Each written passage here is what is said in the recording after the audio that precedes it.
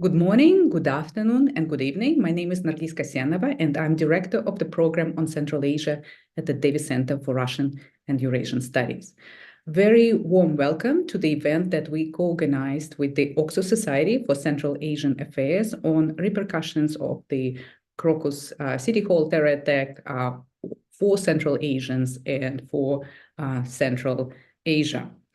We are living through very turbulent times, and dramatic, tragic events are happening on a daily basis. And unfortunately, we're getting used to horrible news coming from Ukraine, Gaza, and other very troubled places. And that's how human psychology works. But we do get very impressed when something happens where we don't expect it to happen in places perceived as safe and well-to-do, and that's exactly why terrorists prefer to strike at such places to cause the shock and attract attention. Less than 2 weeks ago, we were shocked by the terror attack on the Crocus City Hall in the vicinity of Moscow on March 22nd, on Friday evening. The beginning of the weekend, 4 gunmen donned in camouflage and armed with automatic weapons entered the crowded concert hall and opened fire. And they also set off explosives that resulted in the collapse of the roof of the hall. And according to the latest data, 144 people were killed and 551 suffered injuries. As we know, the Islamic State took responsibility for the attack, and as we know, the United States authorities warned Moscow about the possibility of an Islamic State attack in Moscow. And according to the Washington Post report, they even enlisted the Crocus City Hall as a potential target. But the Russian authorities prefer to blame Ukraine. That's Putin's line, and of course, consequently, that's everybody's line. And Putin talks about the perpetrators and the beneficiaries, the sponsors of the attack, and that they will be punished. While preparing for this event, I read yesterday's interview of Zamir Kabulov, who said that the Islamic State is a hostile international terrorist organization that was created by the Anglo-Saxons, basically. So that's the line. In the meantime, the investigation is going on, and we see people arrested. And among the arrested, there are Tajik citizens, and we saw them on the screen, very, very brutally, clearly, very brutally treated. And we see an increase of harassment of Central Asian migrants, particularly Tajiks, in Russia by Russian police. A new legislation is being adopted regulating labor migration. That's something that we're planning to talk about today. We see a harassment, just an overall wave of harassment, and a spike in anti-immigrant sentiments in Russia.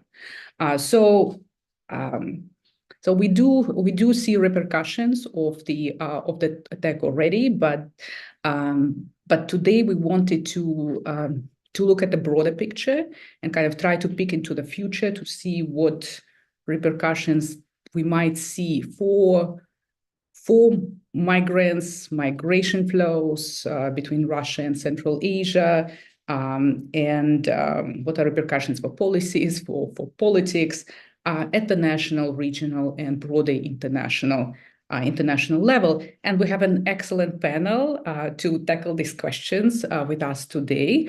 I will introduce our panelists in the order I'll ask them to give their initial remarks. We'll start with Jan Matusevich, who is a PhD candidate in cultural anthropology at the Graduate Center of the City University of New York.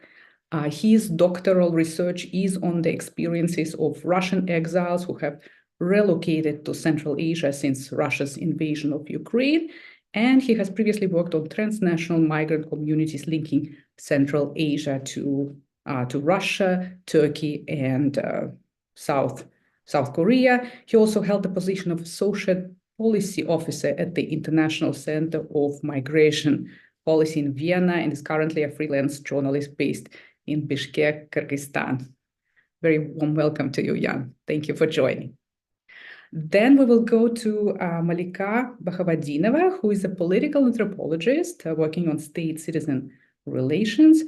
She's currently investigating the convergence and congress of post-Soviet and neoliberal models of governance and citizens' reactive practices.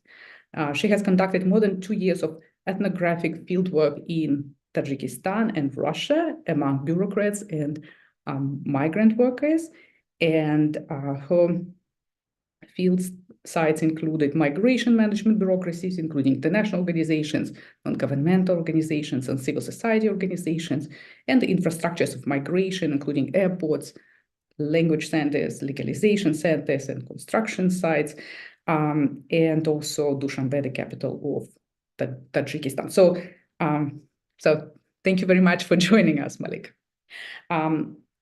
Then we will go to Dr. Edward Lehman, who is a research assistant professor at the Bush School of Government and Public Service at Texas A&M University. And he's also president of the Oxford Society for Central Asian Affairs. He was previously a Mellon postdoctoral fellow at the Harriman Institute at Columbia.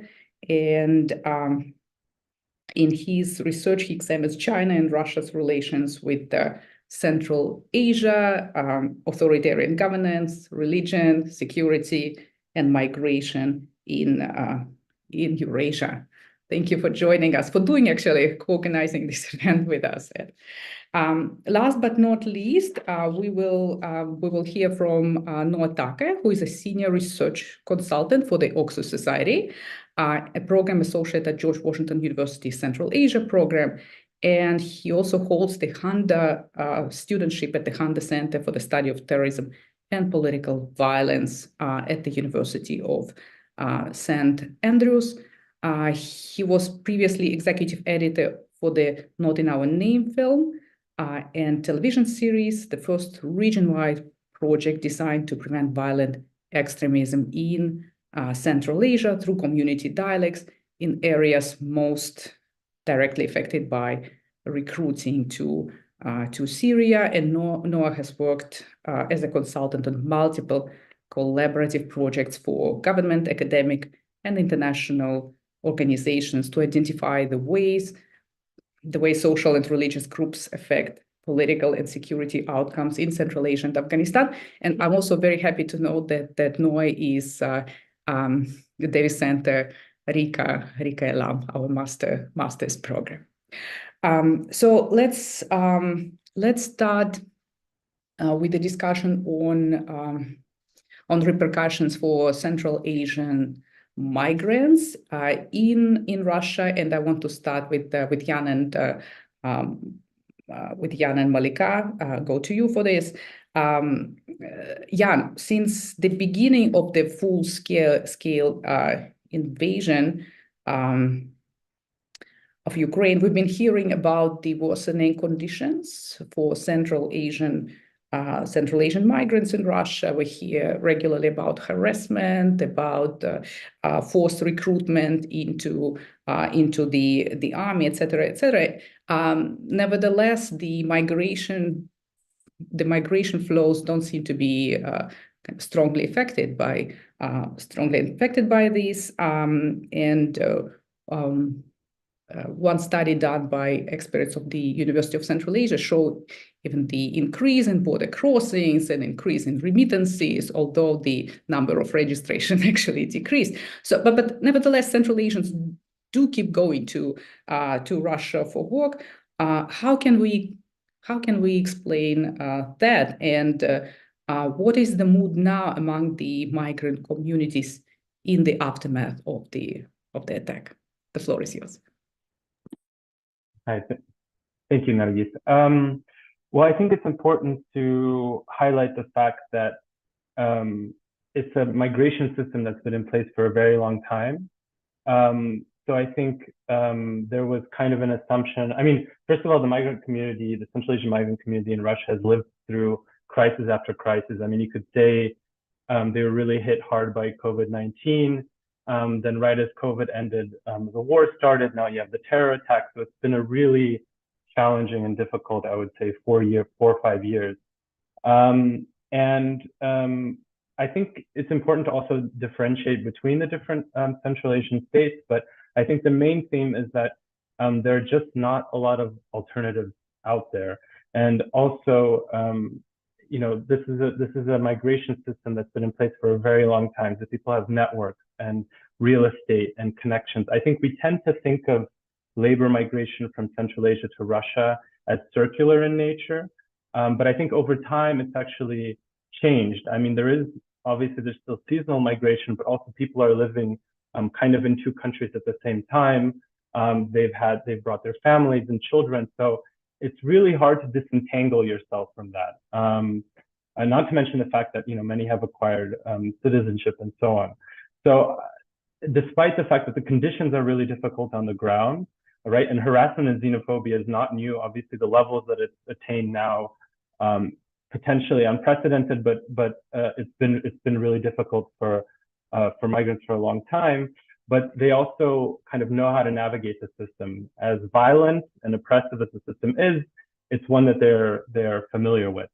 And I think we're seeing small adjustments happen, but they're just, the scale of migration to Russia, we're talking millions, whereas alternatives, let's say, for seasonal migration to the UK or South Korea or other destinations, right, they're very popular. So for example, in Kyrgyzstan now, we've seen there's a huge demand for it. There are way more applicants than spaces that for a lot of these labor migration programs, but they're in the thousands, maybe tens of thousands. So it just doesn't compensate for the opportunities you have in Russia. And the other thing is that there's a paradox, I think, in a way that actually since the start of the war, there are certain risks, right, of getting potentially drafted if you have Russian citizenship. And I've also talked to migrants who have felt this pressure, right? I know several people who have gotten, knocks on their doors in Russia, of people telling them fill out documents for fast track citizenship, and you're put under a lot of pressure to join the war effort. So that is happening, but I think, but at the same time, because a lot of Russians have left, right, fleeing mobilization, and also Russia has shifted to this war economy, there are actually also a lot of employment opportunities. So there are a lot of risks, but there are also opportunities, and it's a really tricky situation to navigate. And I've heard that from several people as well. On the one hand, they know they would rather maybe not work in Russia. They don't feel like it's very safe, but at the same time, there are actually more jobs available than before. That's kind of the paradox. So I think that kind of explains the reason why so many people have stayed. And I think it's also important to keep in mind that, migrants are not some kind of, are not robots that make perfect cost-benefit analysis based on, the situation at the time. There are other personal and family and different kind of factors that come into play. So I think it's really difficult to just get up and leave and completely change your life after decades of labor migration to Russia.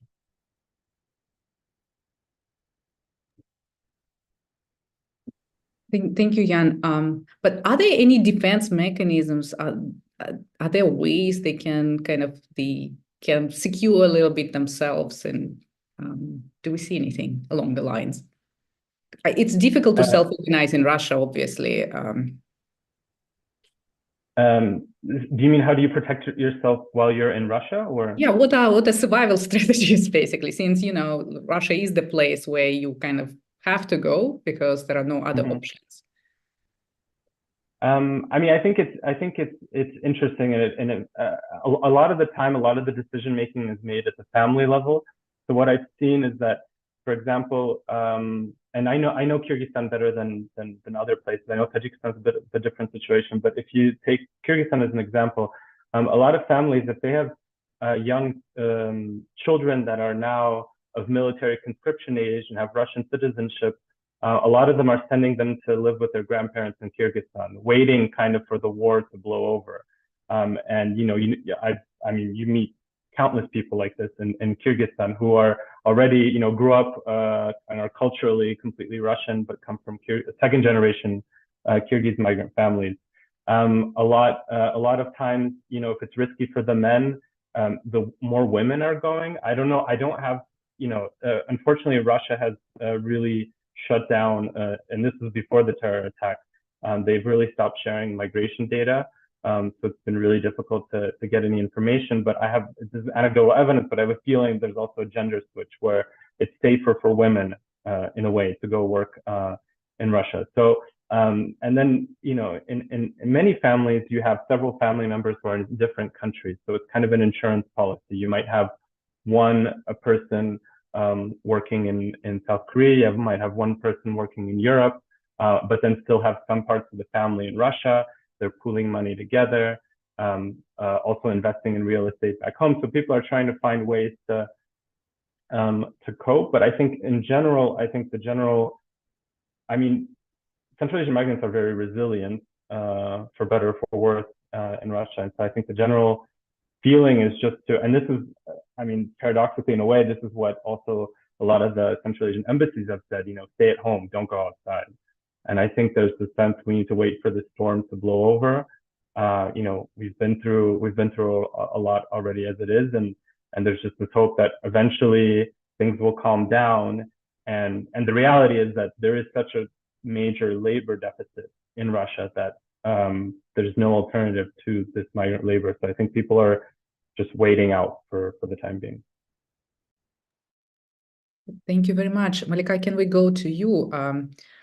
What is your sense? What's happening among the labor migrant communities? And yes, indeed, Russia needs migrant labor, but on the other hand, Central Asians are not the ones that they really, really want, right? They would prefer somebody else. But so if you can comment on that, and also if you could describe and characterize for us in a nutshell Russia's policy regulating labor migration from Central Asia, what is happening, and what do you think is going to happen in Russia's migration policy in the aftermath of the attack? Thank you so much, Nargis, for wonderful questions. Maybe to continue from what Jan was just talking about, the modes and the strategies of coping with the aftermath of that attacks. I'll start with your first question and then move to the analysis of legislation.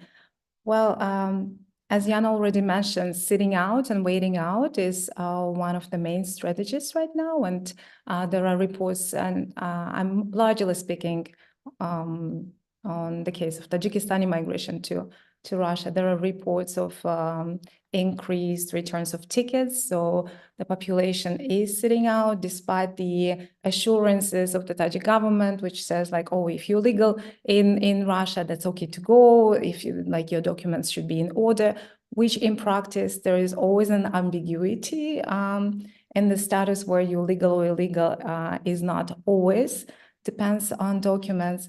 So in this regard, the population chooses the practice of like basically what they used to do before. They're trying to wait it out. However, there are also large numbers of Tajikistani citizens who are dual citizens and who live in Russia. And the reaction, of course, to attacks was one of the shock. And of course, there was initial fear that, oh my gosh, like it's like, I hope it's not Tajiks. Like that was the initial response to the attack. And the reports which I received, they're primarily from Moscow and St. Petersburg, and those are of increased racial profiling that people, and there is this like a standard, very much rehearsed playbook when it comes to the moments of crisis, and then what happens in the aftermath when migrant communities are being targeted after events where we had terror attack in Moscow metro, for instance. And then what is happening now is very similar to to the developments which were in the past. It's basically increased racial profiling, increased cases of deportation and removals, increased detention. People are kept at airports, for instance, they just like kept for a few days and not being able to leave. When it comes to people who are living in cities, I spoke to a few families, and one of the coping mechanisms, of course, is waiting out in the apartment physically. And I'll quote one of my respondents. She's in Dushanbe, but her family is in Moscow, and she says, "My brother is okay. He does not look like a Tajik, but Suhrob, her son, looks very Asian, чистый азиат," she said, with his black eyebrows, black hair, and dark skin. I asked him to sit at home. He says colleagues are very sympathetic. However, when he is outside in the streets, things are different. And the boy is already thinking about dyeing his hair into blonde in order to be able to blend a little bit in the crowd. And another respondent from St. Petersburg said everyone, whether you're Uzbek, Tajik, or anyone else, the documents are being checked. The most important, if you're a duck, this is like a red rag to a bull. So you can see that basically the scenario is very similar. Yes, you have increased racial profiling, but at the same time, if we also look at the past incidents of such crises, it also comes down after 2-3 months. And if you listen to demographers, Russian demographers, they're like, okay, in 3 months, everything will be calm. Everyone will forget about the situation. So this is the kind of strategy of waiting out and also reducing the risks of being basically in public if you are phenotypically very different. And at the same time, the reports from Nizhny Novgorod or Tyumen, for instance, they're very calm. They're like, everything is fine, nothing major happens, like life goes on. So it seems that main response where migrant communities are basically being targeted for the terrorist attacks, they seem to be concentrated in larger cities, and especially around Moscow and also St. Petersburg. So these are the preliminary reports. However, of course, the communities are very heterogeneous. Yes, we cannot speak for everyone. With regard to your second question about migration legislation, I think since 2013, there is this trend, the changes in migration legislation, which basically we can describe as capturing two processes: one, criminalization of migration law in general, and the second one is financialization. So these are the two processes and two basically major goals, I think, driving the developments of migration legislation. And I think both are also enabled by the development of this electronic system of accounting of foreign citizens. It's a very wordy name for basically an online database which tracks foreign citizens in Russia. And as this database was developed, the number, it also increased the deportability field in Russia. It was very easy to be listed as a person with a re-entry ban to Russia. So if you transpassed administrative rules in Russia or if you committed criminal offenses, your name is inserted into the database. And there are 11 agencies which can basically enroll a person into the database who's banned from entry Russia. And migrant workers were engaging with this database. So if you issued a re-entry ban, how can you deal with that? One of the ways was to change your passport. For instance, you come back to Central Asia, you forget or you lose your passport, you change your name, and then you try to return back. And as these practices were developing, the criminalization also picked up because authorities noticed these practices, and now it is now anyone who changes passport and tries to re-enter Russia falls under the criminal responsibility. So you could see this like very much dialectic relationship between migrant responses to these like spontaneous widening of deportation field in Russia, and also the responses from authorities. And as also FMS, the Federal Migration Service, was returned to MBADE, the system of MBADE, which also basically highlights that the migration concerns are very much looked through the prism of security interests. And this basically means also the development of laws means that it's very hard and expensive to be documented work in Russia. And you don't only need to pass Russian test, history test, Russian law test, medical examination. You also need to pay for your work permit. Yes, the introduction of system of Patent, where the Kyrgyz citizens, for instance, are exempt from it because Kyrgyzstan is part of the customs union. However, Tajikistani and Uzbekistani citizens have to receive patent and pay monthly fees in order to be documented. And there is very complex procedures of like trying to pay on time and also tackling your registration. So it's quite hard to be documented in Russia. And the legislation is developing in a way in order to basically increase costs of legalization and staying legal in Russia. Currently, of course, in the aftermath of the attack, there are discussions about changing migration legislation as well. And this also, if we look at the past responses to the terrorist attack in Metro, when the law on citizenship was changed, yes, everyone now has to read out the oath to Russia in order to become the citizen. We can also expect some of the changes in migration legislation. And there are discussions about like 90 days rule out of 100 out of the year rule, which is changing from 90 to 90 days out of half a year rule, which in practice was also not very often enforced. However, these are discussions right now. And of course, creating even more electronic profile of migrant workers. The idea is that they will be fingerprinted when they receive documents. It's also something which already being discussed for decades in migration bureaucracy. However, right now in the aftermath of the attack, they're basically thinking about enforcing and trying to move the bill to make the changes. Thank you. Can I ask you both? So you don't expect the attack to be a game changer in the end, or you think it might be a game changer given all these factors, the kind of the need for labor migrants in Russia and Central Asia being this kind of really, reliable pool of labor, and with the established channels and all that.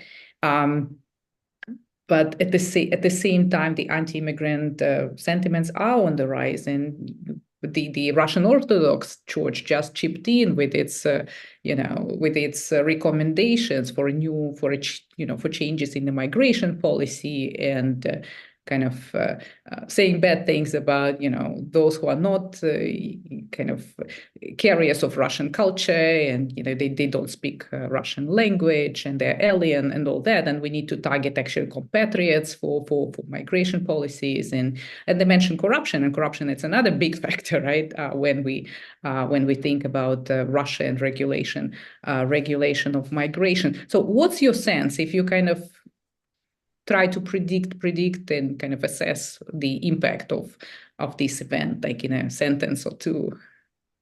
What would you say? Malika, if you want to start, and then we'll go to... Thank you, Nargis. I think it's very hard to predict because the scale of this attack was so drastically different, yes, from prior events in Russia. However, I think structural conditions remain the same. So we have structural unemployment in Kyrgyzstan and Tajikistan, and these conditions are not changing anytime soon. There is an over-reliance on labor migration, and it doesn't seem like there is clear policy shifts or even discussions which aim to basically reduce this the scope of this mobility. And at the same time, Russia every year loses labor. So when you listen to demographers, for them, this pull from Central Asia is basically, this is what is left for Russia when it comes to labor mobility and how you can replenish the population, which is struggling from the legacy of the 90s when the whole generation wasn't really born. So you have right now schools and universities in Russia which are tailoring to students from Central Asia in order to basically keep functioning, because there are just not enough physical bodies to fill this infrastructure in Russia. So in this regard, I think, of course, predictions are, I think, like in anthropology, we have very, Yes. But at the same time, if these conditions are not changing, it's unlikely, and we don't have other countries lining up for Central Asian labor. We don't have visas being issued en masse. Yes, as Jan mentioned, it's like the mobility to South Korea, to EU. We can count it in thousands. So there are no alternatives for now, which are strong and developing. Yeah. And I think demographic factor is one of the triggers of the invasion, of Russia's invasion of Ukraine, because it's not just territories and but also the population. These are kind of Russians, right? For them, but anyways, that's a separate discussion. But Jan, do you agree, or you have a somewhat different take on it? No, I mean, I generally agree, especially on the structural factors at play. But I think it's also important to keep in mind, I mean, I would argue, I mean, it's absolutely horrific what's happening in terms of the xenophobia being exhibited right now. But it's nothing new. I would say actually street violence in Russia towards Central Asian migrants was arguably higher in the late 2000s. That was a real peak. So actually, over the 2010s, we saw a reduction in the number of kind of overt physical violence and the kind of and far right and so on. And we saw more kind of the violence going over into the hands of the state. And I think in general, I mean, the thing is that I think the ideal right now, I mean, first of all, I mean, it's obvious that, and I agree with the idea that it's all about securitization. That's how migration is approached from a state perspective in Russia, and that has been the case and will continue to be the case. And particularly, you see with the laws that are suggested, is to give even more power to the police, as if they didn't have enough of it already. So, I mean, for me, it's really a full transition to kind of a police state where the police, has complete leeway. Right now, they're saying it's no longer courts who are going to deport people. So I think in terms of laws, I mean, migrants are going to suffer. I think the ideal from the Russian state or from the Kremlin, what they would like to see, and I think a lot of human rights activists and people who defended migrant rights in Russia have been talking about this. Their ideal is the so-called Orgnabor, which is like the Soviet, almost Stalinist conception of bringing in brigades of migrants in uniforms who are completely segregated and just work on a particular construction site. And that's ideally what they would like to come to. The problem is that doesn't match up with the reality of the kind of Russian economy right now, right? A lot of people are in delivery, are in the service industry, and so on. So, but I think, I mean, they want to move towards that model, and you can see it also because of the war that, they're nationalizing industry as well, and I think they'd want migrants to kind of work in more, I mean, let's be blunt, slave-like conditions, and that's ideally where they would like to go to. I think implementing it will be, again, quite difficult. I mean, just looking at the list of laws that are suggested, they're all over the place, right? It's just, it seems more about sending a message. And obviously a lot of people, I think, are going to suffer from it. But I think it's going to be also really difficult to really enforce and implement on the ground, given the dependency on migrant labor that we see in Russia. Thank you. Well, hopefully we'll have a Q&A. Actually, we will have a Q&A toward the end of the event. But now I want to go to, so prepare your questions, and you can ask your questions either here in the Q&A inside the webinar. Those of us who watch us on YouTube, please also put your questions. I'll get them and we'll try to address them. Now, let me go to Noah and Edward, and let me ask you first, Noah, about the Islamic State Khorasan, which is a Afghanistan branch of the Islamic State. It used to be a Central Asia problem. Now it seems it's everybody's problem. ISIS-K or ISK went global, and it's not just the West that is being targeted. It's also Iran, Russia, China. So what do we know about the Islamic State Khorasan development and activities over the past years? Has its approach changed? Has its recruitment changed? And so if you can, address that. Yeah, thank you. And I apologize ahead of time. My voice is pretty froggy and my brain is pretty foggy. I've been down with the flu for the last few days, so I may not be at my best here. But I've written down most of my remarks so that at least they will make some amount of sense. But I was really fascinated to hear from our other speakers, because I think in the end, the impact on migrant laborers is more important than these questions about terrorism.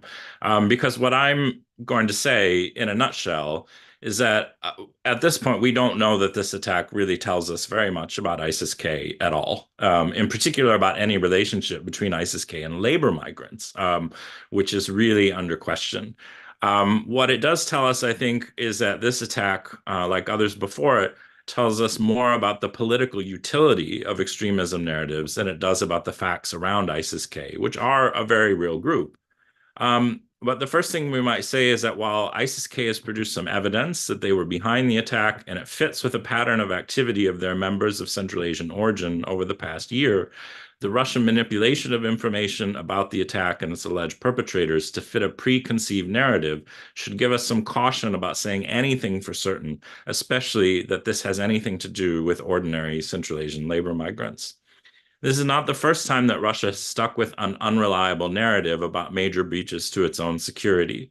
The underlying master narrative that Russia is pushing is that ISIS was created by the CIA and acts as a cutout for more than a decade. They've pushed this narrative for over a decade, especially to Central Asian audiences.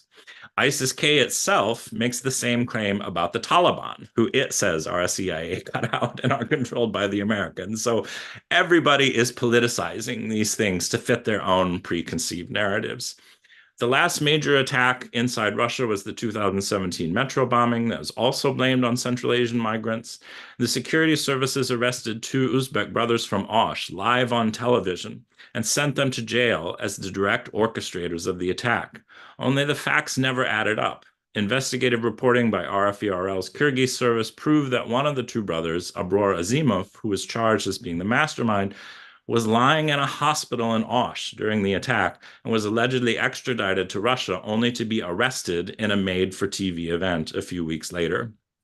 11 Central Asians were eventually arrested, and according to human rights observers, were all tortured, similar to what we're seeing in this attack. But they most protested their innocence, even in court 2 years later. The Russian security services, which adopted several evolving narratives about who was to blame for the attack, eventually settled on the Tavhid Vajihod Brigade from Kyrgyzstan and helped them get at it, and them assigning blame for this attack helped get them added to international registers of terrorist organizations and justify the assassination of their founder, Abu Saloh, by the Russians a few years later. Kyrgyzstan had blamed them for the abortive attack on the Chinese embassy in Bishkek with very tenuous evidence and failed to make that accusation stick. It looks at least possible that the Kyrgyz security services made a deal with Russia to help them construct their narrative in exchange for getting to tweak it. An obscure subgroup from HTS called the Imam Shamil Brigade claimed the attack initially, and Tavhid Vajihod always denied it.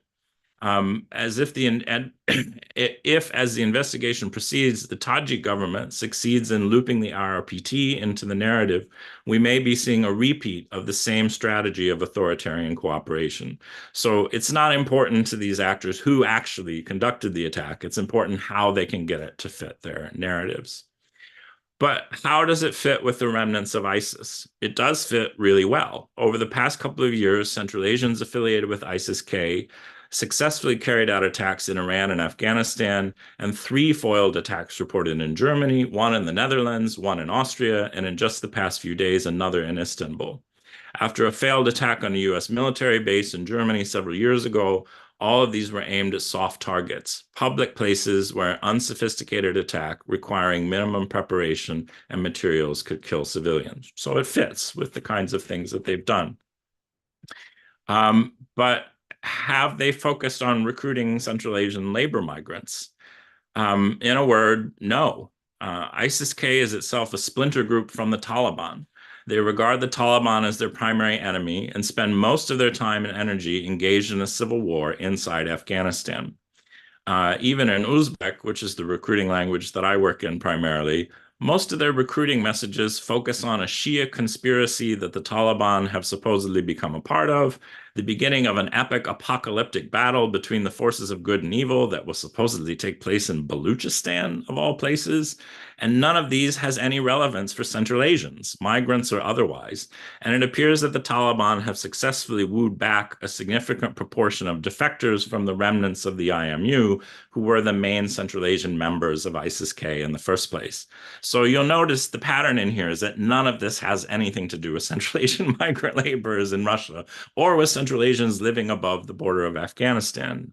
So what we can see generally is that there isn't really any effort to recruit labor migrants. There's not really any particular effort to recruit Central Asians in other places other than to come and join this civil war inside Afghanistan.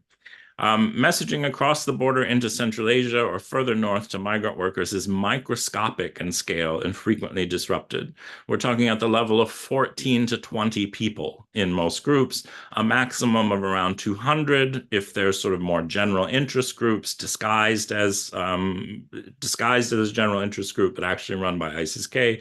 These groups have a lifespan of around 2 months before getting shut down again. They're reopened with a different name, and generally they have just the same 200 Central Asians of the millions of Central Asians in the world who continue to follow them. This doesn't make any kind of effective reach to the public and is nothing like recruiting for the war in Syria was. An alternative hypothesis to why Central Asians in ISIS-K are back on the radar is that they're not new members, but former mainline ISIS members who succeeded in disappearing into the woodwork after the caliphate fell in Syria and Iraq, and have not succeeded in getting reestablished in life elsewhere. They may have a tremendous amount of sunk cost in their participation in the movement, whether theirs directly or family members. They can't return home because promised amnesties have not been upheld, and they've remained dislocated and in between in the years since they were voluntarily or involuntarily demobilized from the war. While the states have not been completely forthcoming on the background of the networks arrested in Europe, it looks like at least several of them might fit this profile. So rather than seeing a resurgent group attracting new members, instead we may be seeing a defeated but not fully demobilized group trying new strategies and theaters, and ISIS-K plays a coordinating role because it's the most functional surviving arm of ISIS. Thank you very much, Noah. Okay, I think you shed a lot of light on the situation and the confusion that we have in with narratives about the event and who is to blame. Can I go to you, Ed, for your comments on the recruitment and also on the political and geopolitical repercussions? Well, Noah mentioned authoritarian cooperation, and are we going to see more of that? More joint Russia, Tajikistan, Russia, Central Asia efforts to deal with terrorism and so on. Will it be used Actually, I don't think we should ask, will it be used for political purposes? Clearly, it is used for political purposes, but if you can kind of comment on that. And we see Russia blaming Ukraine, blaming the Anglo-Saxons, and there is such a battle of narratives, which makes it different from the global war on terror that we saw, in 2001, 2002, when there wasn't a, kind of cooperation. But yeah, well, now it's different. So what do you think is going to happen?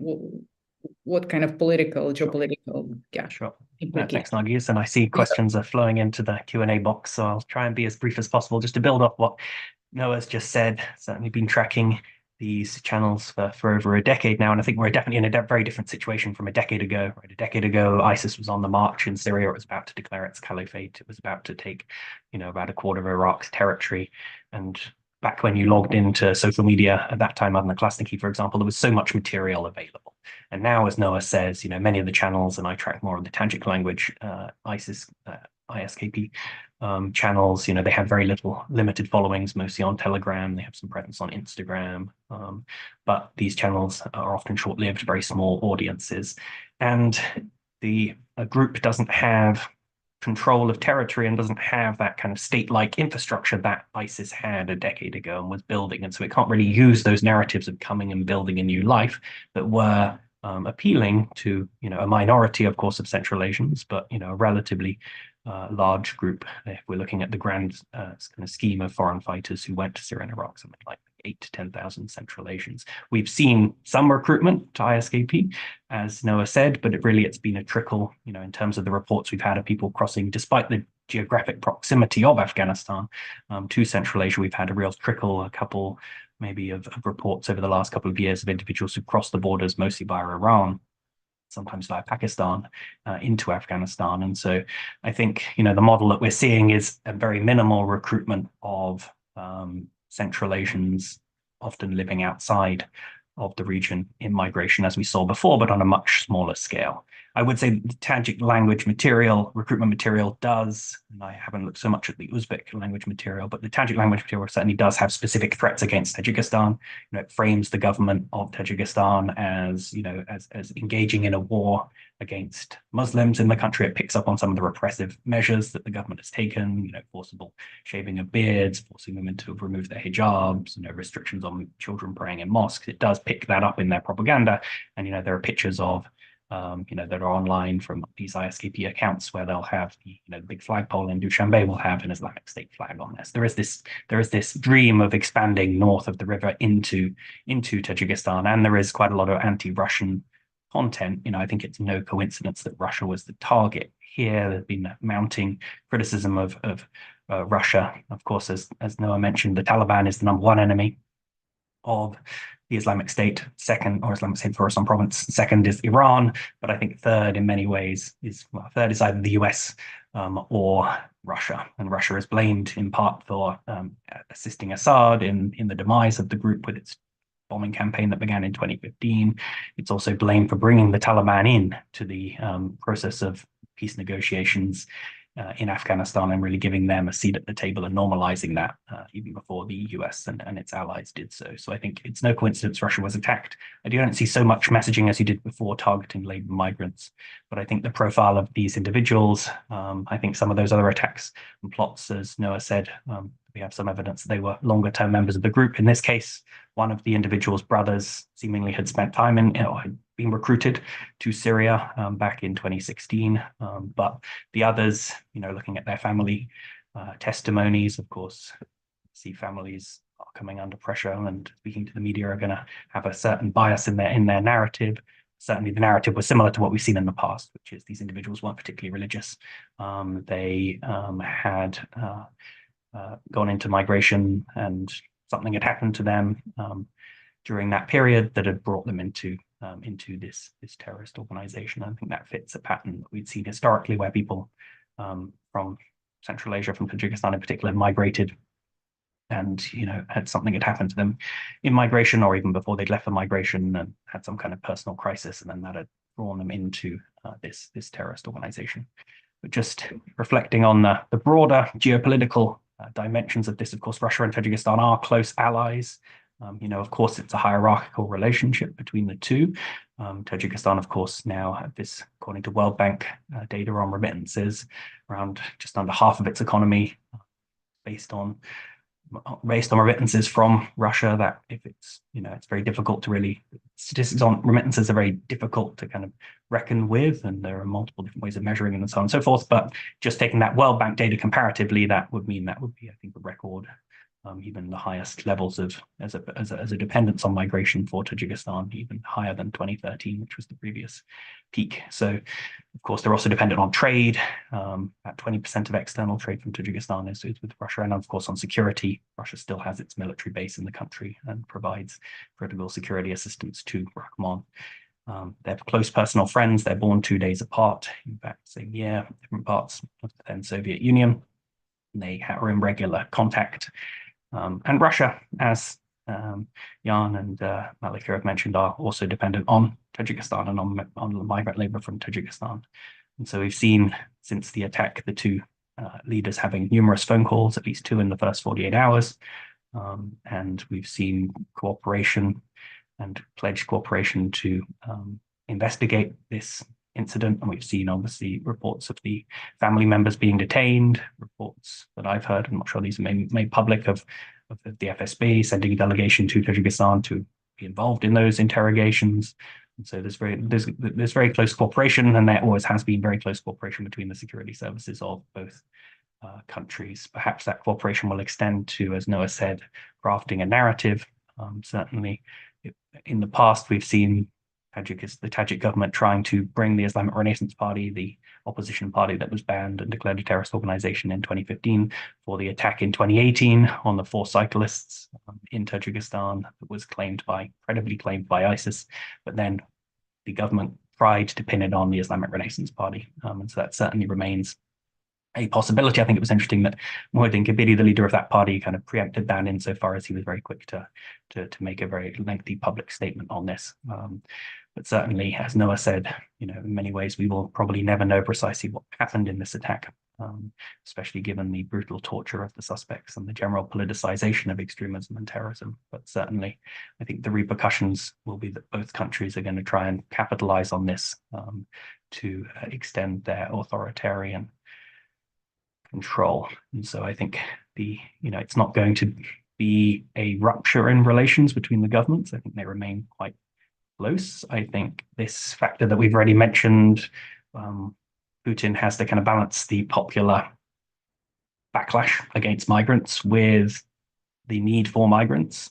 And so I think that'll temper the response. I think we're not going to see mass deportations for the reasons we've already mentioned.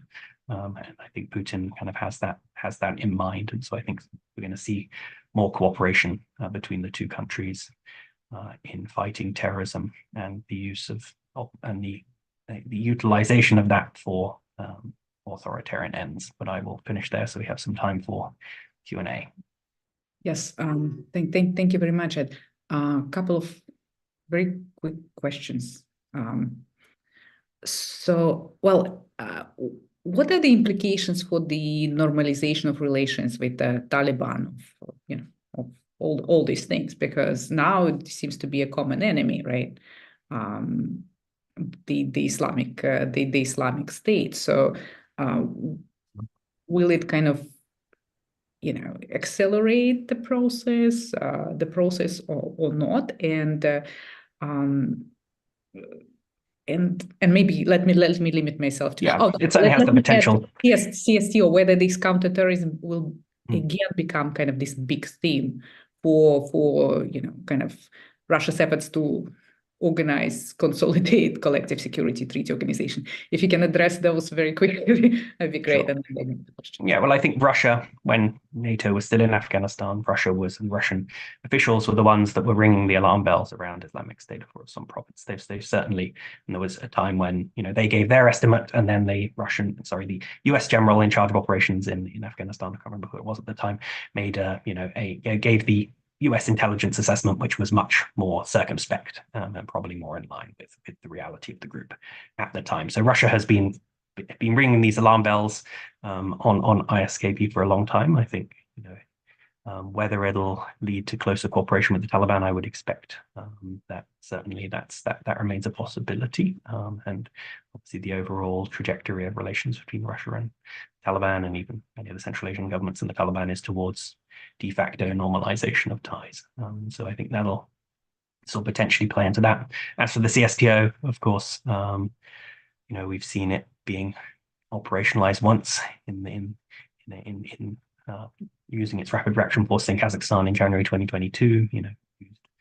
Tokayev said that was international terrorists involved in that incident. I think certainly the CSTO is continuing to look to demonstrate its effectiveness, especially as it's seeing members such as Armenia freezing their participation, obviously for different reasons related to the Nagorno-Karabakh conflict. But certainly there's some, and historically Kyrgyzstan has also been upset, I think, with the organization and with Russia for its perceived siding with Tajikistan over the various border conflicts of 2021, 2022. So there's already a bit of disunity that's come after that triumph, in inverted commas, for the organization in January 2022. So I think certainly, again, this will be a potential opportunity to reinvigorate the CSTO as a body that is tasked with fighting security issues, collective security issues, of which terrorism, of course, is one.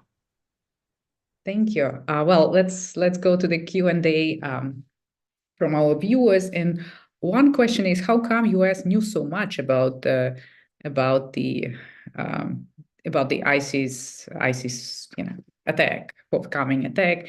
And also, if I can add to that, another question on the impact of these attacks and the worsening reputation of Central Asians for visas, for getting visas to US, Europe, and so on. Who wants to tackle those? I guess I could take the first. Okay. Part of this is something we didn't discuss, which was that the US, as the person who asked the question alluded to, released this statement about a week and a half before the attack, right? And it specifically mentioned crowded places such as concert venues as a potential location for this attack. We've seen, obviously, historically, the intelligence community in the United States, here in Washington, strategically releasing certain information, such as in the run-up to the full-scale invasion of Ukraine in February 2022. So I think there's no reason to think that wasn't based on intelligence that the US received. And of course, the question is, why didn't this is the worst attack for many years in Russia, and why didn't the Russian security services prevent this attack? Why did they allow the attackers to escape? Why was the response so slow? Of course, these are questions that are all being asked, especially on the Central Asian social kind of media. And obviously, there's various conspiracy theories going around about the precise involvement. And I think we can say it's either negligence, extreme negligence in not preventing this attack, or it's willful neglect in allowing it to happen. This is, of course, we don't ultimately know what happened, but certainly it's either of those scenarios seem to be the case. And so in either way, it doesn't make the Russian government come off in particularly good light. I'll leave the second half to Malika or Jan. Who wants to tackle the second question of visas? If any thoughts among panelists? I can jump in. Yes, visas are a usual discussion again around such crises. So in this case, it is unlikely to expect the introduction of visa regime. There are discussions. However, given the need in Russia for labor, I just don't see it feasibly coming unless ultra-nationalist right will be extremely successful in Russia, and perhaps we'll see changes in regulation of mobility in Eurasia. However, at this point, visa discussions are always part on agenda. Like, there are always calls for visa. Well, we do already see how this geopolitical rivalry between Russia and the West over Ukraine hinders cooperation when it comes to counterterrorism. Do we see kind of other counterterrorism like coalitions emerging? Where will Central Asians look for help? I don't think it's beneficial for us to take this. Okay, the Anglo-Saxons are behind. They're the sponsors of this attack kind of narrative and approach. What do we think about the kind of how these counterterrorism cooperation, international cooperation proceed? There are so many false narratives that really hinder. Maybe Noah? Yeah. Yeah, I'll be happy to take this one. I mean, Ed and I both have worked a lot on USAID and US State Department funded preventing and countering violent extremism programming in Central Asia. So we can sort of see the way that these things have changed over time. And I have to say that it really, for many years, especially during sort of the peak of concern over the outflow of Central Asians into the Syrian conflict, cooperation on PCVE programming was sort of the one thing that we could at least agree on, that we could work together. We identified this as a common interest, and despite some quite considerable political differences between our systems and things like that, we would at least be able to agree on, certainly the Central Asian states generally means something quite different about preventing and countering violent extremism than we do, or than, say, the evidence in most of the academic community does. They continue to maintain that all of this problem is caused by people having foreign religious beliefs, and that everything will be solved by just listening to your state-appointed imam, only going to the mosque that's controlled, by the state's Committee on Religious Affairs and the Muftiat, within each of the countries, that this is the way to solve these problems. And I think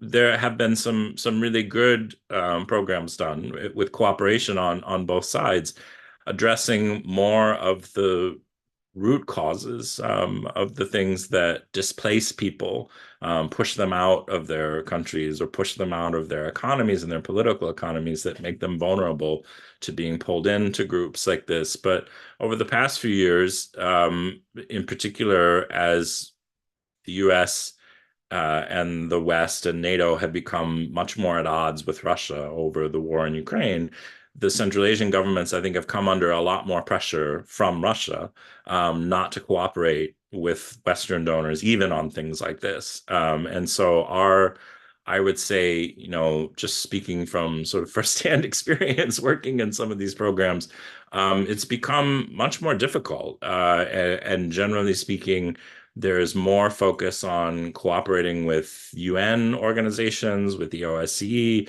with these sort of international blanket organizations that offer at least some isolation, from being seen to cooperate with Western governments. And I'm afraid that one of the purposes of the narrative, that Russia continues to push, that, basically this attack was caused by the United States and the British, and that they stand behind all of this, part of that is one more attempt to drive a wedge. And this is important in particular too, because the Central Asian states play a key role in either helping enforce or helping Russia get around sanctions. And so any ability that Russia has to drive a wedge further between cooperating with NATO and with the US and its allies, that also allows them to sidestep sanctions in a way that's more efficient when it comes to producing munitions or selling, hardware or anything along those lines. So I think while it is a matter largely of convenience, trying to blame the attack on Ukraine, primarily, and then throwing in the US and the UK just to sort of fit the master narrative. I think it's not accidental, and it is a symptom of the kind of pressure that the Central Asian governments come under for cooperating with the US, even on basic common interests that we have, like preventing and countering violent extremism? Any potential for Central Asian regional cooperation without Russia? I think we're certainly seeing in the leaders' summits, kind of vague meetings, yeah. statements around kind of commitment to countering non-traditional threats or transnational threats. We haven't seen much active. We've seen some bilateral military exercises, for example, between Tajikistan and Uzbekistan, and some of the other countries. But at this point, there's no kind of cohesive approach in the way that there is through the CIS Anti-Terrorism Center or through the Shanghai Cooperation Organization, and of course counts these three evils as it's one of its main mandates, or with the CSTO as well. So I think that's, at the moment, that's the primary kind of avenues of regional intergovernmental cooperation. At least, of course, there is other programs as Noah mentioned. And as far as I know, there is hesitance in the data exchange between the countries.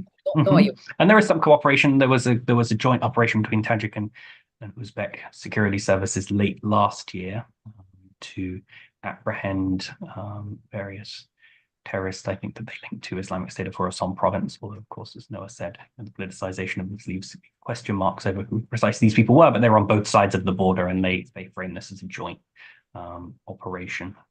So yeah, there certainly is some cooperation, but there's also hesitancy between certain countries, obviously Tajikistan and Kyrgyzstan in particular, to share some of this intelligence and data. Yeah, there can be a good side to it and a bad side to it, given the repressive nature. An interesting question we got on different migrant groups. The narrative after the Crocus attack seemed to demonize the Tajik migrants while praising the Kyrgyz migrants as heroes. Well, it's a reference to the young man, Islam, who saved hundreds of people by showing them the right way. So do you think it's accidental or not? Maybe Malika, we can ask you. Yes, thank you for the question. I think I haven't told, I guess I should have mentioned it in the beginning. Tajiks Tajikistani citizens in Russia occupy a particularly lower niche, even when it comes to migration. They are the most marginalized group in Russia. And there is a host of reasons for that, and I think it's largely geopolitical. However, we had, I think it was in 2013, when there was a conflict between Dagestani men and Russian police. There was shooting, police was wounded, I think, police officer. What was the response? The response was targeting specifically Tajikistani citizens and Vietnamese as well. So there were camps, makeshift camps organized in Moscow and St. Petersburg, and largely, predominantly Tajikistani citizens were bussed and placed there. And in 2023, we had Operation Illegal, yes, Operation Illegal, which was conducted throughout spring and early summer in Russia. And again, it was inaugurated with the locking out of 100 Tajikistani students, and they were beaten up by the law enforcement. We don't know why specifically students were targeted. What was common for the group was that they were Tajikistani nationals. So in this regard, I think that the narrative doesn't surprise, especially in particular, Tajikistani citizens were captured as major suspects of the attack. So you have even reports now when it comes to racial profiling. Everyone, of course, racial profile. There are frisk and search procedures all over Moscow and St. Petersburg. However, treatment after these procedures is very different if you're a Tajikistani citizen or citizens of Uzbekistan, for example. We had Uzbekistani citizens saying, if like were being stopped, were being interrogated for quite long time. However, if you were Tajikistan citizens, you were put into Avtazak and then took further. So like this doesn't really surprise, and it also comes from the lack of support for Tajikistani citizens in Russia. The governmental support, I mean, especially when Rahmon said terrorists don't have nationality. Well, obviously they do. If you see at the response, they obviously have citizenship at least. So yeah, thank you for the question. Well, with Uzbekistan, I understand there is a bigger state, but Kyrgyzstan is also a relatively small and poor state. Why there is such a difference in treating? Well, Kyrgyzstan, I think Jan can speak about it, but I was mentioned customs union, of course, as well. But maybe I'll give it floor to Jan. Yeah. Well, I think about Kyrgyzstan. The thing is that the government has been, I mean, all the previous government, this is something that's a long trend. You know, they have a department dedicated to dealing with migrant workers. They have a whole unit set up that helps migrant workers find employment opportunities abroad. So it's really, there's kind of a system in place. And I've noticed that I mean, as cautious as Kyrgyz authorities have been, and historically in response to this, there's been a lot more statements and kind of, there have been the consular services on the ground.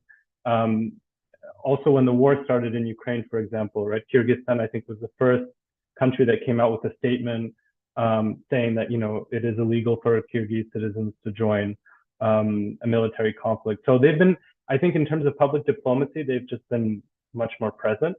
And then you're right about the Eurasian Economic Union as well. And then, you know, and also, obviously there's this, I think it's a little bit dangerous, some of the narratives that are coming out. I think just a couple of days ago, there was in the Kyrgyz parliament, an MP asked the deputy foreign minister, why should Kyrgyzstani citizens suffer from the actions of 4 Tajiks, right? So there's a little bit of this. I'm not saying, I mean, there's also been a lot of expressions of solidarity within the Central Asian migrant community, but on the political level, there's also the sense of like, you know, we're not Tajiks, they're the ones to blame because we have nothing to do with it.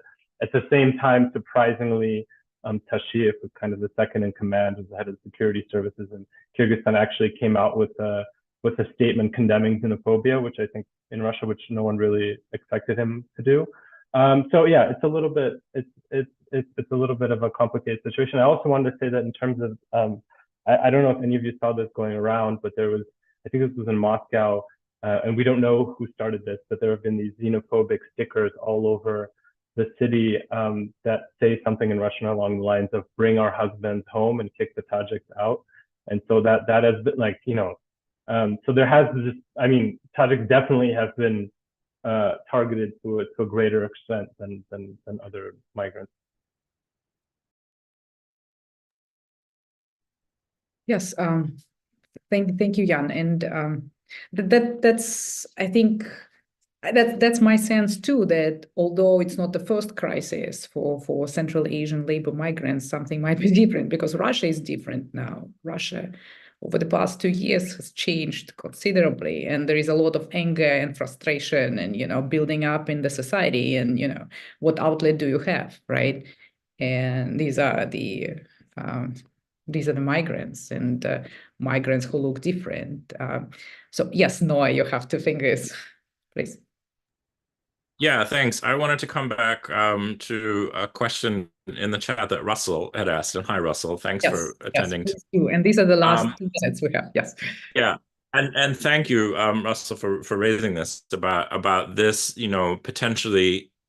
I think if I understand your question correctly, I would say yes. I think your intuition with this is the same as mine. I think one of the reasons why, one of the utilities of putting the narrative in this direction, regardless of the facts as they may have happened, the narrative that emerges in this is going to make it much easier to squeeze Central Asian migrants into agreeing to be mobilized into the conflict in Ukraine, whether that's as whether that's as workers who are digging trenches and going out under artillery fire to retrieve bodies and dig fortifications, or whether that's as active fighters in the Russian military. And I think in particular, we see Ukraine squeezed by a lack of ammunition and a lack of munitions and things like that. Russia is going to become increasingly squeezed over the next year, I think, again, by lack of human capital, by soldiers as this most recent mobilization will wrap up. They're going to need to do another general mobilization, and there simply aren't enough Russian citizens left to continue to staff the army. And so they're going to be faced, I think, with the problem. They are already faced with a demographic problem, and they're between a rock and a hard place demographically. They need the migrants in order to staff the jobs in the economy, as Malika and Jan have spoken to so well, but they also are going to need the migrants to fill the ranks of soldiers in Ukraine. And I think in between these two things, the Central Asians are really pressed. And this is one of the other reasons why I think our focus on the impact of this on Central Asian labor migrants, rather than what we can learn about ISIS-K or the future of terrorism, is really the right focus for this event. Well, if you read reports of the Russian Council on Foreign and Defense Policy, they talk about the importing labor from other countries like North Korea, and I think Bangladesh was on the list, and so kind of hardworking people, right, without these connections and not posing a threat. So but I think it's somewhat delusional, perhaps. Thank you so much. Unfortunately, our time is up, but I think we've covered a lot of ground. Thank you so much. Thank you so much, Malika, Jan, Noah, Edward, for this excellent discussion.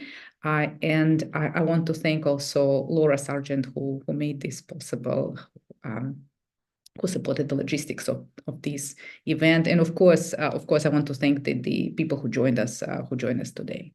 Thank you.